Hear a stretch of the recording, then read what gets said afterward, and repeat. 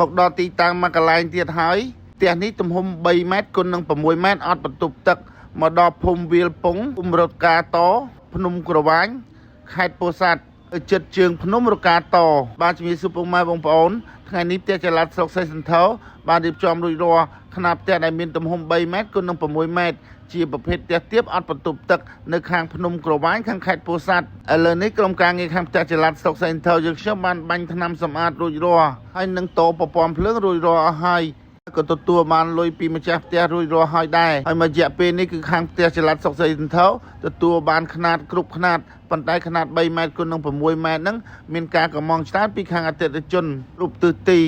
ជាពិសេសមួយរយៈនេះនៅខាងកំពតហើយនឹងកោះធំគឺដាច់ច្រើនហើយមានបាត់ដំបងមានពោធិ៍សាត់មានបន្ទាយមានជ័យមានកញ្ចេះស្ទឹងត្រែងមានរតនគិរីមានត្បូងឃ្មុំមានសៀមរាបខេត្តកណ្ដាលជារួមមានច្រើនបងប្អូនគឺមានគ្រប់តាមបណ្ដាខេត្តសឹងតែគ្រប់បណ្ដាខេត្តដែរដែលធ្លាប់មកកំងផ្ទះពីខាងផ្ទះចល័តស្រុកសេះសន្ធរហើយចំពោះຂະຫນាតដែលមានទំហំ3ម៉ែត្រគុណនឹង6ម៉ែត្រជាប្រភេទផ្ទះទាបអត់បន្ទប់ទឹកនេះតម្លៃវា4800បងប្អូន4800ហ្នឹងអត់មានបន្ទប់ទឹកទេបងប្អូនបើសិនជាបងប្អូនយកបន្ទប់ទឹកតម្លៃរបស់វា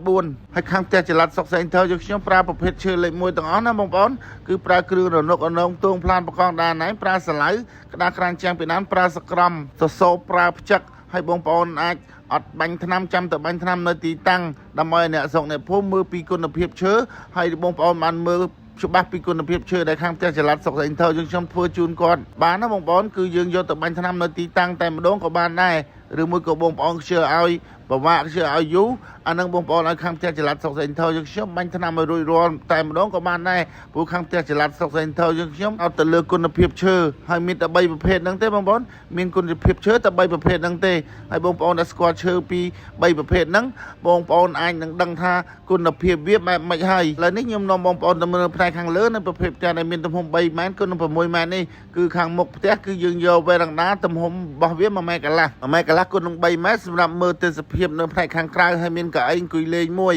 ហើយចូលដល់ផ្នែកខាងក្នុងគឺទំហំរបស់វា3ម៉ែត្រគុណនឹង4ម៉ែត្រកន្លះយើងអាចដាក់ពូកបាន2បងប្អូនបើបងប្អូនដាក់ពូកបាន2តែបងប្អូនដាក់ក្រែក៏ដាក់ក្រែក៏បាន2ដែរដាក់1ក៏បាន2ក៏បានហ្នឹងស៊ីសូងលើបងប្អូនណាចំពោះក្តារក្រានជាងរបស់ខាងផ្ទះចល័តស្រុកសេះសន្ធរយើងខ្ញុំគឺលោកញីឈ្មោះណាបងប្អូនលោកញីឈ្មោះអត់មានចំហអត់មានប្រហោងអីទេបងមើលទៅឃើញស្អាតណាបងប្អូនបើបងប្អូនឃើញស្អាតបងប្អូនសូមជួយ like ជួយ share ជួយឲ្យបេះដូងផងណាបងប្អូនសូមជួយ like ជួយ share ជួយឲ្យបេះដូងផងបាទអញ្ចឹងមានតែប៉ុណ្្នឹងទេបងប្អូនសូមអរគុណសូមជម្រាបលា